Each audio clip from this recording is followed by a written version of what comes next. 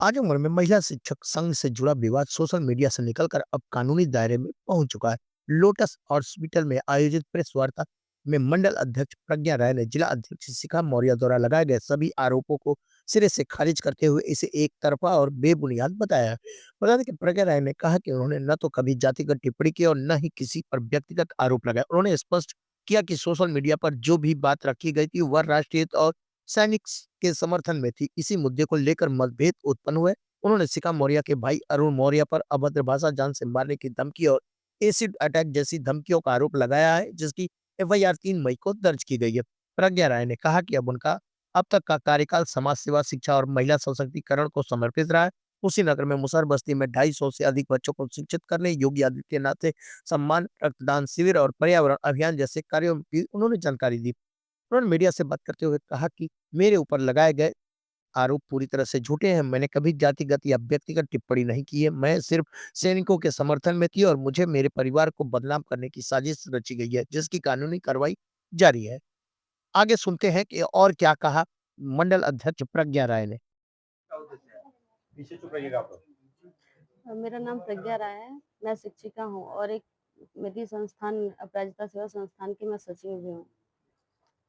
तो आज क्या उद्देश्य है, आपने प्रेस वार्ता बुलाई, क्या कारण है? प्रेस वार्ता बुलाने का सर यही है कि पिछले दिनों सोशल मीडिया पे कुछ ऐसी चीज़ें हुई हैं जिसके बारे में काफ़ी सारी गलतफ़हमियाँ हैं। मैं चाहती हूँ कि मैं अपनी चीज़ों को वहाँ पर स्पष्ट रूप से प्रस्तुत कर सकूँ और आप लोग भी इससे परिचित हैं। मैं चाहती हूँ आप प्रश्न करें, जो भी प्रश्न आपके मन में है वो प्रश्न करें, मैं उनका रिप्लाई करने की कोशिश करूँगी।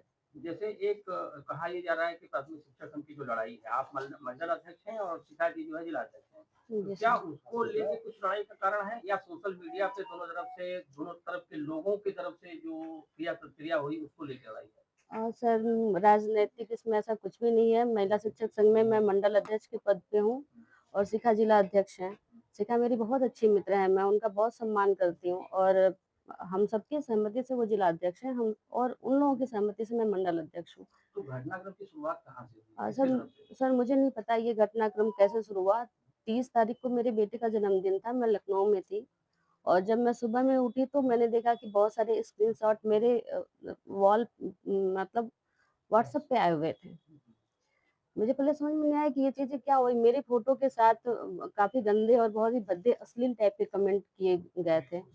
ये चीज़ 1-2 दिन पहले भी मेरे संज्ञान में आई थी, तब शिखा मैंने पता लगाया कि कौन ऐसा कर रहा है, तो पता चला कि शिखा की छोटी सिस्टर हैं स्वप्निल मौर्य।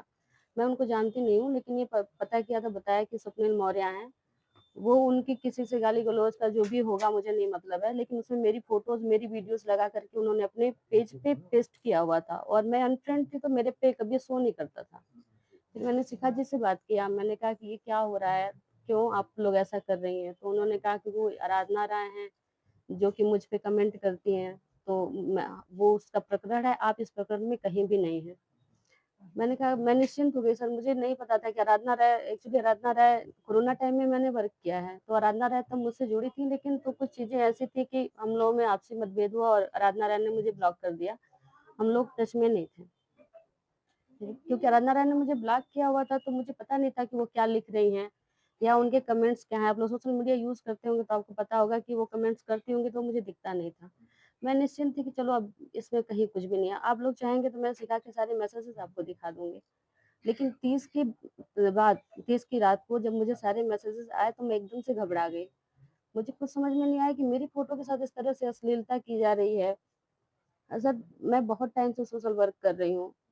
अब जो लोग मुझे जानते हैं वो जानते हैं कि मैं किस नेचर की हूँ। मैडम मैं कहा बहुत जा ही रहा है कि आपने एक अश्लील कमेंट के समर्थन में उस पे लाइक किया जिसकी वजह से ये विवाद बना। सर मैं इस उस पे पर भी आपका क्या कहना सर मैं उस पे भी मैं बात करूँगी। लेकिन अब अगर कंटिन्यूटी टूटेगी तो शायद मैं अपनी बातों को अच्छे से ठीक है, नहीं रख पाऊँगी। जी। तो सर मैं बहुत घबरा गई, उसके बाद मुझे कुछ समझ में नहीं आया, तो क्योंकि बहुत सारे अच्छे लोग हैं जो मेरे समर्थन में हैं, मेरे समाज सेवा के कार्यों को पसंद करते हैं। तो मैंने आईजी सर से बात किया, सुभाष दुबे सर लखनऊ में थे। मैंने उनसे बात किया, मैंने कहा सर मुझे कभी नहीं लगा था कि मुझे खुद के लिए अब मदद माँगनी पड़ेगी। मैं लोगों की मदद करती हूँ, खुद को बहुत सक्षम समझती हूँ, कभी किसी विवाद में नहीं पड़ती। लेकिन फर्स्ट टाइम मेरे साथ इस तरह की चीज़ें हो रही हैं कि मेरे लिए इस तरह से अश्लील कमेंट किए जा रहे हैं और सबसे बड़ी बात है कि मैं समझ नहीं पा रही हूँ कि मेरे साथ ये हो क्यों रहा है? तो उन्होंने कहा कोई बात नहीं, आप एक साइबर में रिपोर्ट कर दीजिएगा। मैंने वापस आज़मगढ़ आई, मैंने जाकर डीआईजी सर से बात किया। सर ये सब कुछ मेरे लिए पहली बार था, मुझे नहीं पता था कैसे एफआईआर करते हैं, कैसे साइबर में जाते हैं, कैसे क्या चीज़ें करते हैं। 2 दिन में बहुत तनाव मेरे बहरहाल किसी तरह से ये। और सर इसके पहले आईजी सर से बात करने के बाद मैंने विवेक पांडे जी हैं जो कि शिखा के साथ में हैं, मैंने देखा है। उनसे बात किया कि प्लीज़ तुम लोग ये सब चीज़ें हटा दो, मैं नहीं इन सब मामलों में पड़ना चाहती हूँ। नीरज सिंह होंगे, मैंने उनसे भी बात किया कि प्लीज़ भैया आप लोग देखो, इस तरह की चीज़ें मेरे साथ मैं ऐसी सर नहीं हूँ। मैं सोशल मीडिया के विवाद से आप शहर में पता करिएगा, मैं बहुत ही सॉफ्ट हार्टेड हूँ, हर व्यक्ति की मदद करती हूँ, यहाँ तक कि शिखा की मैं बात कर रही हूँ। शिखा का विवाद हो गया था महिला शिक्षक संघ में, प्रदेश से उनसे 25,000 रुपए माँगे जा रहे थे, सबको पता है। वो पैसे नहीं दे रही थी, उनके पास पैसे थे या नहीं थे या जो भी उनका समस्या थी मुझे नहीं पता, लेकिन उनके ऊपर बहुत प्रेशर था, बहुत बदतमीज़ियाँ की जा रही थी। सर मेरा उसमें कहीं कोई एनरोलमेंट नहीं था, फिर भी मैंने अपने अकाउंट से 25,000 रुपए सिर्फ़ इसलिए दिए क्योंकि मैं शिखा को जानती थी, मैं उनके लिए बदतमीज़ियाँ नहीं सुन सकती थी, उनको गालियाँ दी जाती थी, वो मुझसे बर्दाश्त नहीं होता था। मैं इतने लोगों की खुद मदद करती हूँ, आगे से आगे सबके लिए खड़ी रहती हूँ और इस तरह की चीज़ें मैंने देखी तो मैं एकदम से घबरा गई। फिर नहीं कुछ समझ में आया तो फिर मैंने एफआईआर करवाया। इसके अलावा क्या राजनीतिक है, क्या चीज़ें हैं वो मुझे नहीं पता। अभी जो मैंने पिछले दिनों में बयान सुना है शिखा जी का, शिखा जी मुझे विश्वास नहीं कि शिखा जी मेरे सामने आएँगी तो कहेंगी कि मेरी उनसे कोई वैचारिक मतभेद है, कभी हमारा कोई वैचारिक मतभेद नहीं रहा है। मैंने हमेशा उनको सपोर्ट किया है, उनका भी मेरे साथ व्यवहार बहुत अच्छा रहा है, ऐसी कोई समस्या नहीं है, बस इस मामले में उन्होंने मेरा साथ नहीं दिया।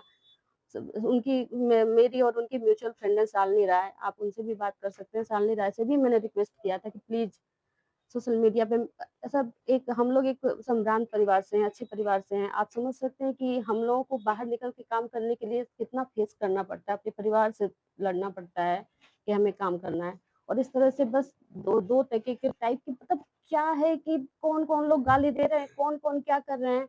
आप मेरी इमेज को खराब कर रहे हो, ये कितनी कितनी खराब चीज़ है, कितना बुरा इफ़ेक्ट पड़ता है, हमारी पूरी लाइफ़ पे इसका इफ़ेक्ट पड़ता है। चीज़ें बंद हो जाएँ, लेकिन नहीं बंद हुई तो फिर मुझे एफआईआर कराना पड़ा। कल की कल मुझे किसी ने वीडियो मैं तो सोशल मीडिया से एकदम दूर हूँ, मुझे मोबाइल भी नहीं दी जा रही है, लेकिन लोगों ने बताया कि शिखा जी ने कहा कि वो जातिवाद कर रही हैं। सभ्य जातिवाद पे मैं ज़रूर एक बार बात करना चाहूँगी। मैंने सोशल वर्क या अपनी जॉब की शुरुआत कुशीनगर से किया था। मुसहर बस्ती में मैंने काम किया, मेरा बंद विद्यालय था। मैंने 270 बच्चों का एडमिशन वहाँ पे मुसहर बच्चों को ढूँढ के किया, उनके घर जाना, उनके साथ रहना, उनके साथ खाना-पीना, सब कुछ। मेरे अंदर ऐसा कुछ नहीं है। यहाँ जिस विद्यालय में पढ़ाती हूँ, हरिजन बच्चे हैं, आप मेरी प्रोफ़ाइल चेक करिए। हर बच्चा मेरे साथ माँ की तरह से जुड़ा हुआ है। सब मुझसे बहुत प्यार करते हैं, मैं उनसे बहुत प्यार करती हूँ। मेरे घर में काम करने वाले हरिजन हैं, धोबी हैं, वो यादव हैं, वो मेरे साथ खाना खाते हैं, उठते-बैठते हैं। मुझे मेरे मित्र हैं जो इस तरह के हैं, बहुत सारे ऐसे हैं। किरण यादव जो मेरी बेस्ट फ्रेंड है कुशीनगर की, वो यादव है। मैं तो सर सबसे बड़ी बात क्या सर, इस लड़ाई को ओबीसी बनाम सवाल किया जा रहा है क्या? पता आपकी नहीं तरफ से सर, कुछ ऐसा मुझे लग रहा है? मुझे नहीं पता। आपकी तरफ से कोई शिवम है, वो भी कुछ अभद्र टिप्पणी मैं कर रहे मैं हैं। सर उसके बारे में भी आपको बताती हूँ, उसके बारे में बताती हूँ। कोरोना टाइम में बहुत सारे लोग हमने जब सोशल वर्क शुरू किया तो बहुत सारे लोग जुड़े मुझसे। मेरा काम था जैसे आपने मेरी प्रोफ़ाइल कभी देखी होगी, किसी ने मुझसे कहा कि मैम नीरज भैया होंगे यहाँ पे, इनको बनारस में ब्लड की ज़रूरत थी कि मैम बनारस में ब्लड की ज़रूरत है और प्लीज़ मदद कर दीजिए, एक बच्चा है जिसको कैंसर हुआ है। मेरा काम होता है कहीं भी, आप हरदोई उठा लो, आप पीलीभीत उठा लो, आप भारत के किसी कोने में उठा लो, मैं एक पोस्ट डालती हूँ कि यहाँ पर ब्लड की ज़रूरत है और जो भी इस ब्लड ग्रुप का है वो जाए और ब्लड डोनेट कर दे। लोग रिस्पेक्ट करते हैं, वो जाते हैं ब्लड डोनेट करते हैं। शिवम भी उसी टीम का एक पार्ट था, उसने मेरे लिए बहुत सारे केसेस में दीदी मैं ब्लड डोनेट कर दूँगा। एक बार शिवम बहुत बीमार पड़ गए, कोरोना टाइम था, भी बहुत बीमार पड़े, वो बहुत ही गरीब घर का बच्चा था। उसके पिताजी दरबान थे दिल्ली में, उनकी जॉब छूट गई थी कोरोना में। तो उसको डेंगू हो गया तो एक सिम्पैथी के नाते मैंने बोला कि मेरा घर आजमगढ़ में है और तुम्हारा घर बिहार में पता नहीं कहाँ का रहने वाला, पटना की साइड में कहीं का रहने वाला। मैंने कहा तुम आजमगढ़ आ जाओ, मैं गाँव से रिलेट करती हूँ, मैं तुमको जो भी संभव होगा मदद करूँगी। वो यहाँ पे आया, मुझे लगता है लगभग 1.5-2 महीने रहा, उसको जो भी पपीते का वो जो भी दूध और बकरी का दूध ला के मैंने उसको खिलाया-पिलाया, सही हो गया।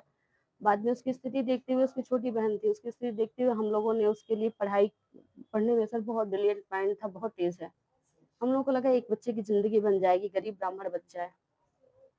मैंने सर उसकी फाइनेंशियली बहुत हेल्प किया और उसकी नहीं, मैंने फाइनेंशियली बहुत लोगों की हेल्प किया है। आप विवेक पांडे से जब किसी से पूछिए। तो शिवम को भी तो वो लोग जो है रामायण लेके कुछ अपशब्द का प्रयोग किया जा रहा था सोशल की तरफ से। मैं बताती हूँ सर, तो वो मुझे जैसे अब मैंने किसी के लिए इतना किया है, वो मुझे माँ जैसा मानता है। वो जब भी लिखता है तो अम्मा करके लिखता है। तो इन इन लोगों ने, मुझे नहीं पता था ये कैसे हुआ, लेकिन इन लोगों ने मुझे कहीं गाली दिया था, तो वो गाली का स्क्रीनशॉट किसी ने शिवम के पास भेज दिया था और तब से शिवम उसमें इन्वॉल्व हो गया। लेकिन क्योंकि मुझे इन लोगों ने सोशल साइट से बिल्कुल ब्लॉक कर रखा था, तो मुझे इस बारे में कुछ भी पता नहीं था। मुझे पता तब चला 30 तारीख को, जबकि शिवम के साथ मेरी फ़ोटो लगा करके और बहुत ही भद्दे और बहुत ही गंदे कमेंट किए जाने लगे। मैं सर वाक़ई मुझे समझ में नहीं आया कि ये चीज़ें किस तरह से अब आई हैं और इसका कारण क्या है? मेरी प्रोफ़ाइल आप उठा लीजिए। मैंने सर ने कहा था ना, आपने कमेंट किया। मैंने एक नॉर्मल चीज़ें चल रही थी, सब अपने विचार रख रहे हैं। मैंने भी अपना एक विचार रख दिया था, नॉर्मल विचार था कि आप उसको पढ़ सकते हो, उसमें ऐसा आपत्तिजनक कुछ भी नहीं है। एकदम कुछ भी डिलीटेड नहीं है, कुछ भी एडिटेड नहीं है और वैसे भी फेसबुक पे कुछ भी एडिट होता है तो आप चेक कर सकते हैं। मैं रात में सोई, सुबह मैं उठी तो मैंने एक बार कमेंट, मेरी आदत थी कि भई इस तरह की पोस्ट है, हो सकता है कोई गलत कमेंट कर दे। उसमें बहुत सारे कमेंट थे, मैंने सारे कमेंट चेक किए और मैंने देखा कि 2 स्क्रीनशॉट लगे थे जिसमें शिखा के स्क्रीनशॉट के साथ शिखा के लिए कुछ गलत लिखा था। मैंने सर विदिन सेकंड उस मैसेज, उस दोनों स्क्रीनशॉट को डिलीट किया। अगर मैं लाइक करती, कमेंट करती तो मैंने उस स्क्रीनशॉट को डिलीट क्यों किया होता? मैं एक बार मैं मान सकती हूँ कि जल्दीबाजी में, घबराहट में हो सकता है डिलीट करते समय उसका लाइक टच हो गया हो, लेकिन फिर भी मुझे विश्वास नहीं है कि मैंने ऐसा किया होगा। अगर कोई मुझे इसका प्रूफ दे दे, स्क्रीनशॉट मुझे दे दे कि आपने लाइक किया है, आपने हार्ट की इमोजी भेजी है, तो मैं एक्सेप्ट कर लूँगी। हो सकता है भई मैं सो के उठी थी 5 बजे बहुत जल्दीबाजी में। हम लोग टीचर्स फैमिली से हैं, मेरे छोटे-छोटे से 2 बच्चे हैं, बहुत सारी चीज़ें, लेकिन मैंने जल्दी-जल्दी में डिलीट किया। लेकिन ये भी तो आप सोचिए कि अगर मुझे उसको लाइक करना होता तो मैंने उसको डिलीट क्यों किया होता? विदिन सेकंड वो चीज़ें जैसे ही मेरी नज़र में आई, वो 2-3 बजे का जो भी कमेंट रहा होगा और मैंने उसको उसको डिलीट किया। मैं यहाँ तक पढ़ भी नहीं पाई कि वो स्क्रीनशॉट लगाया किसने था। और वो मुझे लगता है वो झूठ है, क्योंकि ये पॉसिबल ही नहीं है सर। मैं खुद के लिए मैं सोचती हूँ कि मैं कभी किसी को ऐसा कोई काम ना करूँ कि वो हर्ट हो। आप शहर में किसी से पता करिए। तो मैं घटना के क्रम में क्या पहलगाम जो घटना हुई उसको लेकर भी था क्या कि ये लोग कुछ ये ऐसा कुछ लिख सर, रहे थे जिससे आपको ऑब्जेक्शन था या कुछ? मुझे कोई ऑब्जेक्शन नहीं था सर, मुझे कोई ऑब्जेक्शन, आप शिखा के वॉल पे चेक करिए, मेरा कहीं कोई लाइक, कहीं कोई कमेंट आपको नहीं पर ये भी मिलेगा। आरोप लगे कि एंटी हिंदू और एंटी नेशन कुछ ऐसा कमेंट कर रहे थे इस तरह म जिसको लेके मैं चा आपके पक्ष के लोगों को एतराज था। मैं चाहती हूँ सर कि अगर मैंने कहीं कुछ भी लिखा है, तो आप मुझे, इन लोगों ने जो मेरे लिए लिखा है, मैंने लगभग 100 पेज के स्क्रीनशॉट दिए हैं साइबर में। मैंने अगर एक भी कुछ लिखा है, वो मुझे आप लोग दिखाओ, तो मैं मानूँगी कि मैं गलत हूँ। मैंने कहीं कुछ नहीं लिखा है, मैं सोशल मीडिया से बहुत दूर रहती हूँ। मैं सोशल मीडिया का यूज़ सिर्फ़ और सिर्फ़ लोगों की मदद के लिए करती हूँ। अच्छा ये कभी बताइए इस लड़ाई का अंत कहाँ है? क्या आप लोग क्या चाहते हैं? दोनों लोग समझौते की भूमिका में है या फिर देखिए, लड़ाई? देखिए, देखिए सर, समझौता तब होता है जबकि दोनों लोगों की गलती होती है। आप बताइए, अगर मैं सही हूँ और आप मुझसे कहें कि आप समझौता कर लो, तो फिर मुझे तो कुछ समझ में, मेरे समझ एक के सोशल बाहर मीडिया की के चीज़ें माध्यम हैं। से ही मैसेज आया कि शायद समझौते के मूड में दूसरा कल पक्ष आया कुछ था। सर, कल कुछ लोग आए थे, कल जो मेरी अभी मैं कल तक ठीक थी, लेकिन कल जो मेरी तबीयत बहुत ज़्यादा खराब हो गई, आप डॉक्टर से बात कर सकते हैं, वाक़ई में बहुत प्रॉब्लम में हूँ। वो मुझे खुद यहाँ से शिफ्ट करना चाहते हैं। कल कुछ लोग आए, उन लोगों ने एकदम से प्रेशर बनाया कि आप समझौता कर लीजिए, ये सब चीज़ें करने की कोई मतलब नहीं है। मैंने सिर्फ़ यही कहा कि मैं गलत, एक पॉइंट गलत हूँ तो मैं समझौता कर लूँ। मैडम जो शुभम था के बारे में ये आप दोनों को अपनी बात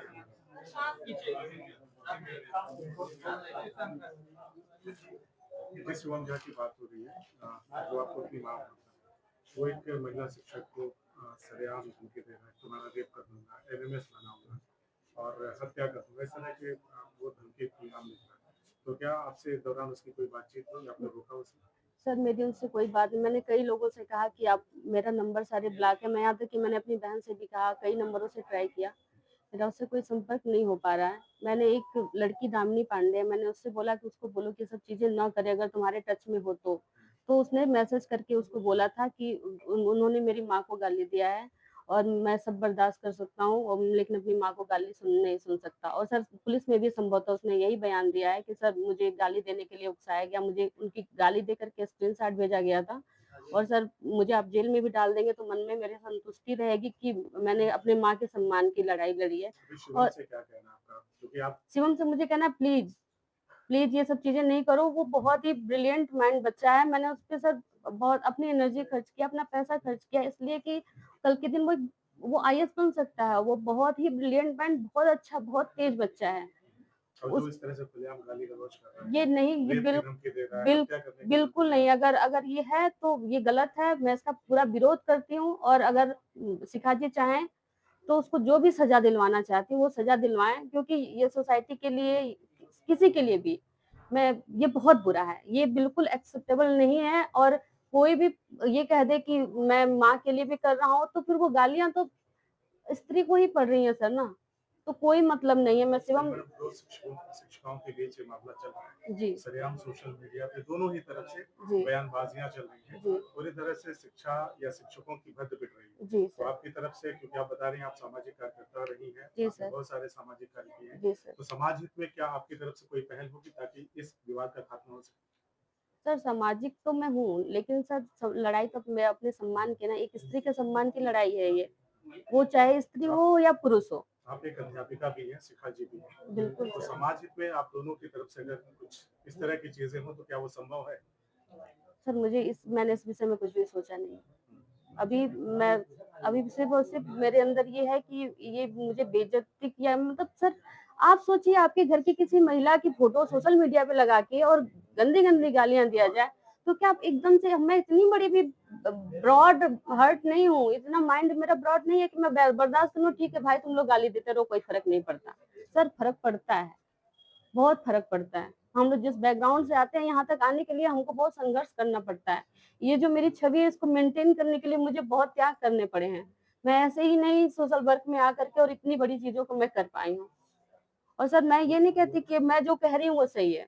आप सोसाइटी से, आप मेरे पेज से चीजों को उठा के देखिए, कहीं मेरा किसी से कोई विवाद नहीं है। कोई मैडम, दूसरी तरफ से कहा जा रहा है कि चाहे चाहे में जो भी समर्थन, लाइक या कमेंट के माध्यम से कुछ इस तरह से बताया जा रहा है कि उसके करने के बाद आपकी तरफ से जब किया गया तब ये विवाद हुआ। इसमें आप क्या मुझे है? प्रूफ दे दीजिए सर, आप वो लोग मुझे प्रूफ दे दें। मैंने बताया कि विदिन सेकेंड मैंने उस चीज को डिलीट किया था। मैंने पूरा चेक किया है, सेटिंग में कहीं लाइक का नहीं कर रहा है, लेकिन मैं मान सकती हूँ कि मैं सो के उठी थी, 5 बजे का टाइम था। डिलीट करने में कहीं अगर लाइक दब गया हो तो मुझे नहीं पता, क्योंकि वो एकदम बिल्कुल मॉर्निंग का मामला था।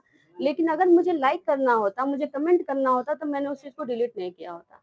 वो लोग मुझे स्क्रीनशॉट दे दें जो मैंने लाइक किया है, मैं एक्सेप्ट कर लूंगी कि हो सकता है मुझसे कहीं कोई गलती हुई हो।